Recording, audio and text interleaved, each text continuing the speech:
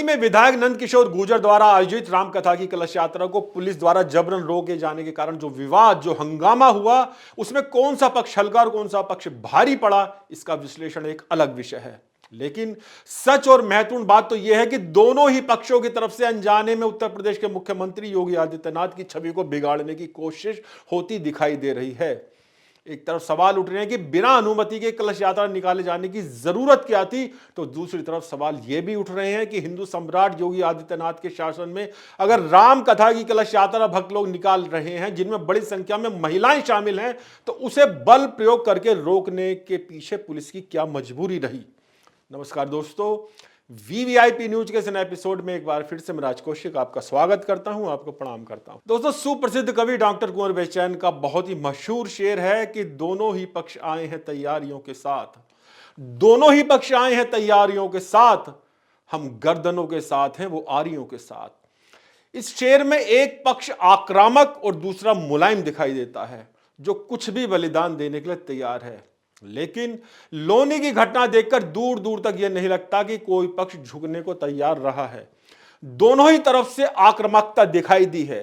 इसलिए शेर को मैं कुछ इस तरह से कह सकता हूं कि दोनों ही पक्ष आए हैं तैयारियों के साथ, हम लाठियों के साथ हैं वो आरियों के साथ। दोनों ही पक्ष में इतना गुस्सा, इतनी आक्रामकता, इतनी उत्तेजना का होना बहुत ही अजीब बात है। दोनों ही पक्ष भूल गए कि राजधानी दिल्ली से सटे लोनी की सड़कों पर राम कथा की कलश यात्रा को जबरन रोके जाने, भाजपा विधायक और राम कथा के श्रोताओं के साथ धक्का मुक्की करने और विधायक के कपड़े फटने से छवि किसकी खराब हो रही है। एक दूसरे को नीचा दिखाने की कोशिश में दोनों पक्षों ने इस बात का ध्यान नहीं रखा कि जो कुछ तुम कर रहे हो इसका सीधा सीधा प्रभाव उत्तर प्रदेश के लोकप्रिय मुख्यमंत्री योगी आदित्यनाथ की छवि पर पड़ सकता है। एक तरफ मुख्यमंत्री योगी आदित्यनाथ दिन रात हिंदुत्व को बढ़ावा देने के आरोपों को झेलते रहते हैं, तो दूसरी तरफ उन्हीं के राज्य में उन्हीं की पुलिस राम कथा की कलश यात्रा को जबरन रोकने की कोशिश कर रही है। दोस्तों, आमतौर पर धार्मिक यात्रा पे प्रतिबंध इसलिए लगाया जाता है कि वो दूसरे धर्म, दूसरे समुदाय के लोगों के क्षेत्र से गुजरती है, तो तनाव पैदा हो जाता है। लेकिन लोनी में ऐसा कुछ नहीं था। मुसलमानों ने भी फूल बरसाकर कलश यात्रा का स्वागत किया और इसकी वीडियो मौजूद है।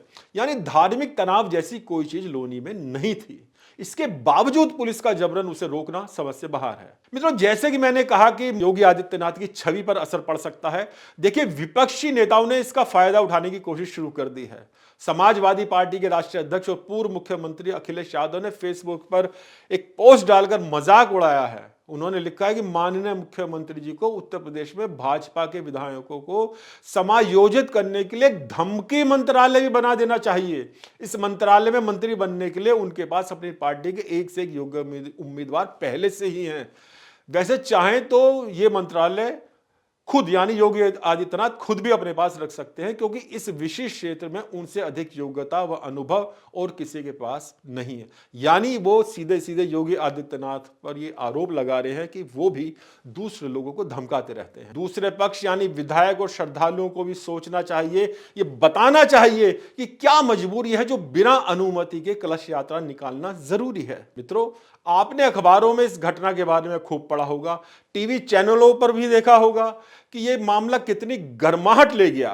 इसे दिखाने के लिए आगे बढ़ने से पहले कुछ वीडियो क्लिप देखते हैं कि क्या हुआ लोनी में।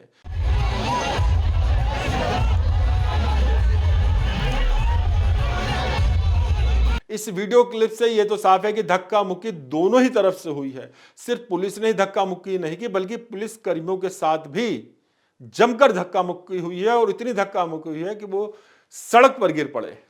देखिए क्या दिखा रही है ये वीडियो क्लिप।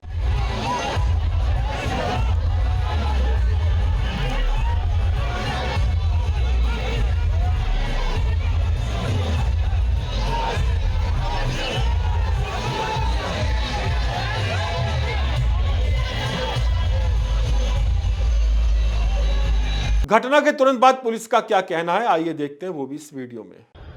कल दिनांक 19 मार्च की रात्रि में सूचना प्राप्त हुई कि श्री हितेश गुर्जर पुत्र श्री नंद किशोर गुर्जर द्वारा आज 20 मार्च को एक गैर परंपरागत जुलूस निकाले जाने का कार्यक्रम है। इस सूचना पर थाना प्रभारी लोनी बाडल द्वारा रात्रि में ही श्री हितेश गुर्जर के मोबाइल पर 2 बार एवं उनके एक समर्थक के मोबाइल पर 3 बार फोन मिलाकर वार्ता करने का प्रयास किया गया, परंतु फोन रिसीव न होने के कारण वार्ता नहीं हो पाई। आज प्रातः सुबह 7:52 बजे थाना प्रभारी द्वारा श्री हितेश गुर्जर को एवं 7:56 एवं 8:20 पर उनके पिता श्री नंद किशोर गुर्जर जी से वार्ता करके तथा मेरे द्वारा भी प्रातः 8 बजे श्री नंद किशोर गुर्जर जी से वार्ता करके उक्त गैर परंपरागत जुलूस जिसके संबंध में न तो अनुमति प्राप्त की गई है न तो अनुमति प्राप्त करने का आवेदन किया गया है, अतः उक्त जुलूस को निकालने से मना किया गया। परंतु इसके बावजूद उन लोगों द्वारा पुलिस के साथ धक्का मुक्की करके आज उक्त जुलूस निकाला गया। उक्त संबंध में अग्रिम वैधानिक कार्रवाई की जा रही है।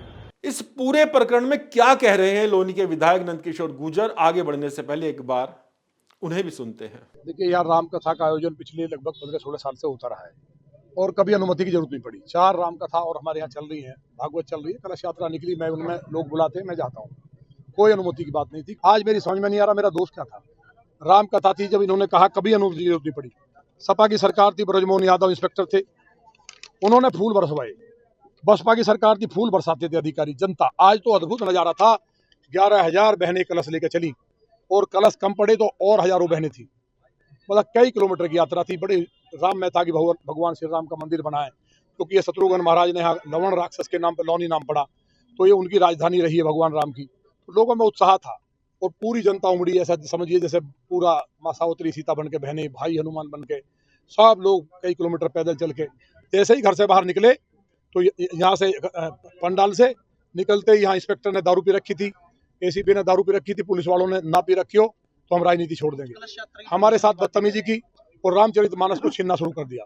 मैंने बचाता रहा और पूरी बर्बरता धक्का मुक्की करते रहे, तो पब्लिक ने मुझे घेर लिया। उसके बाद पिस्टल लगा दी और जब वो धक्का मैं छीन रहे थे, वो छीना जब टीम में मेरे कपड़े फट गए। पुलिस ने, जो इंस्पेक्टर है, उन्होंने कपड़े फाड़ दिए और दरोगा थे कई, और मैं नीचे गिर पड़ा। लेकिन मैं रामचरितमानस भगवान ने बचा लिया, नीचे जमीन पर नहीं गिरी। अगर रामचरितमानस जमीन पर गिर जाती तो लौनी की जनता दौड़ा दौड़ा का पुलिस को मारती, आज बड़ी घटना होती। लेकिन मैंने सबके हाथ जोड़ लिए थे कि पुलिस ने प्लानिंग की है। मैंने बता दिया था कि कल चीफ सेक्रेटरी ने कहा कि विधायक का एनकाउंटर कर दो, किसी कीमत पर कथा मत होने दो। हमने जब लगा तो हमने अनुमति के लिए भी एसडीएम ने कहा सर व्यवस्था करेंगे। अन्य नगर पालिका ने, जो अपने राजस्व के लोग थे, सब लोगों ने, सभी लोगों ने वो की। अरे भाई ये क्या है, ये हमने दिया है ना, तो ये क्या है। हालांकि कलश यात्रा की कभी परमिशन लौनी में नहीं ली गई। सपा बसपा की सरकारें रही, मैंने अपनी सरकार में पिछले हर साल हम करते हैं, पूरी लौनी करती है, हर समाज मिलकर। इतना बड़ा आयोजन था, सब इन्होंने किया, रामचरितमानस को छीनने का प्रयास किया। ये हमारी हत्या करने की साजिश थी। और मुझे अब अगला कदम क्या होगा? अगला कदम क्या है? कपड़े फटे हैं, 28 तारीख तक अगर नहीं हुए तो बिना खाए पिए रहेंगे। कपड़े फाड़े जो हुआ सबके साथ हुआ। मेरे तो यहाँ देखो ना खून कितने लग रहे हैं, देखो आपके बेटे की भी चोट लगी है इसमें। बेटे के पैर टूट गए। और पुलिस जो है अब ऊपर जो फीड देगी, मैंने सुबह भी महाराज जी के लिखवाया था, लेकिन पता चला महाराज जी देवी पाटन गए हैं, आएंगे, वो इंसाफ करेंगे, उम्मीद है हमें। दोस्तों, जिस तरह से आरोप प्रत्यारोप दोनों तरफ से लगाए जा रहे हैं और जो कुछ लोनी की सड़कों पर होता दिखाई दिया है, उससे एक अनुमान तो आसानी से लगाया जा सकता है कि विवाद के मूल में बिना परमिशन लिए कलश यात्रा निकालना या धार्मिक आस्था के चलते हर हाल में कलश यात्रा निकालना सिर्फ इतना नहीं है। इस तरह की भिड़ंत के कारण निश्चित रूप से कुछ और होंगे।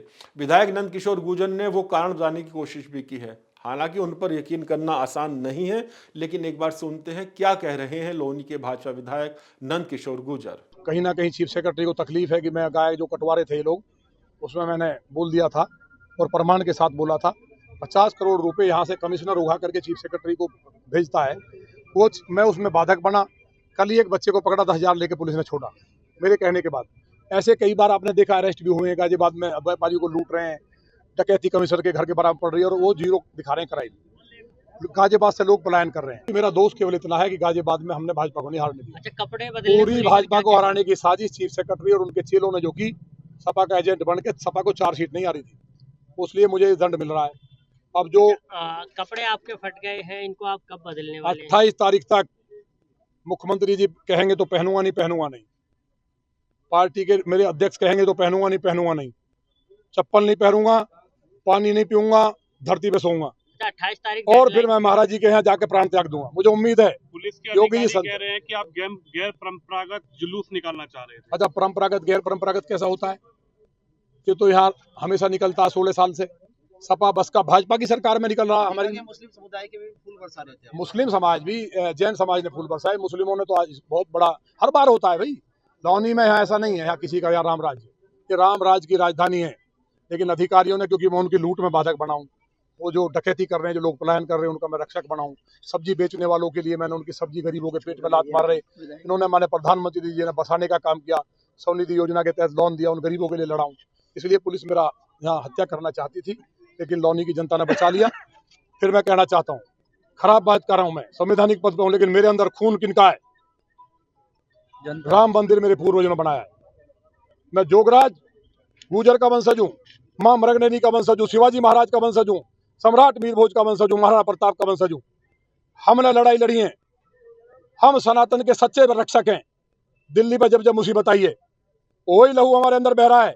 पूरे देश का एक एक सनातनी मेरा समाज सुन रहा है, सबको बहुत दुख है, बहुत कॉल्स आ रही हैं। 28 के बाद अगर कमिश्नर चीफ सेक्रेटरी की मां ने दूध पिलाया है, और जो अधिकारी लूटना चाहते हैं, यूपी को गरीब को मारना चाहते हैं, टाइम बता दें, डेट बता दें, समय बता दें, वो अपनी फोर्स बुला लें। हमारे सीने होंगे, गोलियां कम पड़ जाएंगी, दौड़ा दौड़ा के इलाज कर देंगे। हमने किया कई बार जब अन्याय हुआ है। मित्रों, जिस तरह से विधायक नंदकिशोर गुर्जर उत्तर प्रदेश के मुख्य सचिव और गाजियाबाद के पुलिस कमिश्नर को सीधे सीधे चेतावनी देते दिखाई दे रहे हैं, उससे यह स्पष्ट है कि उनकी नाराजगी इन दोनों अधिकारियों के प्रति बहुत ज्यादा है। दरअसल कुछ माह पहले विधायक नंदकिशोर गुर्जर की सुरक्षा में लगे कुछ पुलिस कर्मियों को हटा दिया गया था, यानी सुरक्षा में कटौती कर दी गई थी। तभी से विधायक और पुलिस और शासन के अधिकारियों के बीच टकराव जैसी स्थिति बार बार देखी जा रही है। टकराव खत्म ना होने या विवाद के ना सुलझने के पीछे का जो सबसे बड़ा कारण मुझे महसूस हो रहा है, वो यह है कि लोनी के विधायक नंदकिशोर गुर्जर और गाजियाबाद के मौजूदा कमिश्नर अजय कुमार मिश्रा दोनों ही बड़े रुतबे वाले हैं और दोनों में से कोई भी झुकने के लिए तैयार नहीं है। कहा जा सकता है कि दोनों ने ही इस मामले को अपनी प्रतिष्ठा का सवाल बना लिया है। अगर इन दोनों के रुतबे की बात आई है तो आपको बताता चलूं कि नंदकिशोर गुर्जर भाजपा के साथ उस समय जुड़े थे जब भाजपा के तत्कालीन राष्ट्रीय अध्यक्ष राजनाथ सिंह गाजियाबाद के सांसद थे। नंदकिशोर गुर्जर और जितेंद्र नागर तब छात्र नेता थे। भाजपा प्रदेश कार्यकारिणी के सदस्य पार्थिव सिंह कसाना ने राजनाथ सिंह के राजनगर स्थित निवास के बाहर हुई सभा में इन्हें भाजपा की सदस्यता दिलाई थी। मैं भी उस कार्यक्रम में मौजूद था। राजनाथ सिंह ने इनके गले में फूलों की माला डालकर इनका भाजपा में स्वागत किया था। उस समय की बात करूं तो जितेंद्र नागर नंदकिशोर गुर्जर से सीनियर छात्र नेता थे, लेकिन जितेंद्र नागर की राजनीतिक यात्रा की ऊंचाई सिर्फ यहां तक ही पहुंच पाई कि उन्हें एक बार भाजपा युवा मोर्चे का जम्मू कश्मीर का प्रभारी बना दिया गया। दूसरी तरफ नंदकिशोर गुर्जर लगातार आगे बढ़ते रहे। भाजपा में आने के कुछ वर्ष के दौरान ही उन्हें भाजपा का जिला अध्यक्ष भी बना दिया गया और उसके बाद 2 बार लोनी के विधायक भी वो बन चुके हैं। कोई कितनी भी आलोचना कर ले, लेकिन एक बात तो साफ है, नंदकिशोर गुर्जर में कुछ तो विशेषताएं हैं जो वो इतनी जल्दी राजनीति में इस ऊंचाई तक आ गए। सच बात तो यह है कि एक हिंदूवादी नेता के रूप में पश्चिम उत्तर प्रदेश में तेजी से उनका कद बढ़ रहा है। मुरादनगर, मोदीनगर और जिले से बाहर भी कई स्थानों से डिमांड आती है कि नंदकिशोर गुर्जर को कार्यक्रम में मुख्य अतिथि बनाकर बुलाया जाए। मित्रों, मोदीनगर के नेता राम आश्रय शर्मा को कौन नहीं जानता। अपने समय में वो बेहद लोकप्रिय नेता रहे हैं। अगर पूरे गाजियाबाद जनपद की बात करें तो सुरेंद्र कुमार मुन्नी के पिता प्यारेलाल शर्मा की तरह ही राम आश्रय शर्मा की लोकप्रियता रही है। वो हर साल मोदी नगर में प्रोग्राम करते हैं। अभी कुछ समय पहले की बात है कि उनके कार्यक्रम में भी मुख्य अतिथि के रूप में नंदकिशोर गुर्जर को बुलाने के लिए एक पत्रकार के पास सिफारिश आई। प्रसंगवश मुझे एक और बात याद आ रही है जिससे पता चलता है कि नंदकिशोर गुर्जर किस हद तक बेखौफ राजनीति करते हैं। विधानसभा के अपने पहले कार्यकाल में वो विधानसभा के अंदर ही धरने पर बैठ गए थे। उस समय उस धरने को मुख्यमंत्री के खिलाफ धरना माना गया था और यहां तक चर्चा उड़ गई थी कि केंद्र के एक बड़े नेता जो मुख्यमंत्री योगी आदित्यनाथ के खिलाफ हैं, उनका आशीर्वाद नंदकिशोर गुर्जर को मिला हुआ है। सच क्या है ये कोई नहीं जानता, लेकिन इतना तो है कि विधानसभा में धरने पर बैठने के बावजूद नंदकिशोर गुर्जर को दूसरी बार भी विधानसभा चुनाव का टिकट मिल गया था और वो विजयी भी रहे। अब बात करते हैं पुलिस कमिश्नर अजय मिश्रा की। हालांकि उनसे मैं अब तक सिर्फ 2 बार ही मिला हूं, लेकिन इतना साफ है कि उनकी शैली कुछ अलग ही तरह से काम करने की है। लगभग 2 वर्ष पूर्व उन्होंने गाजियाबाद के वरिष्ठ नागरिकों का कार्यक्रम ABS कॉलेज के सभागार में आयोजित किया था और सैकड़ों वरिष्ठ नागरिकों को वहां बुलाया था। मुझे भी उस कार्यक्रम में आमंत्रित किया गया था और आमंत्रित करने के लिए सिहानी गेट के तत्कालीन थाना प्रभारी मेरे निवास पर आए थे। ऐसा लगभग सभी वरिष्ठ नागरिकों के साथ हुआ था। इससे पहले इस तरह का कोई कार्यक्रम या प्रयोग गाजियाबाद में नहीं हुआ। इससे पुलिस कमिश्नर की कार्यशैली को समझा जा सकता है। उस कार्यक्रम में मेरी उनसे पहली मुलाकात हुई थी। दूसरी मुलाकात हाल ही में टीवी चैनल के संवाददाता के साथ पुलिस के विवाद को लेकर हुई थी। पत्रकारों की तरफ से 3 वरिष्ठ पत्रकारों का दल पुलिस कमिश्नर अजय मिश्रा के पास बातचीत के लिए भेजा गया था, जिनमें रवि अरोड़ा और आलोक यात्री के साथ मैं भी शामिल था। उस समय हुई लंबी बातचीत के बाद फिर से बात स्पष्ट हो गई थी कि पुलिस कमिश्नर कुछ बेहतरीन करना चाहते हैं। दोस्तों, जिस तरह से मैंने विधायक नंदकिशोर गुर्जर के रुतबे की बात की है, अब मैं पुलिस कमिश्नर के रूप में अजय कुमार मिश्रा का क्या रुतबा है उसकी एक झलक आपको दिखाना चाहता हूं।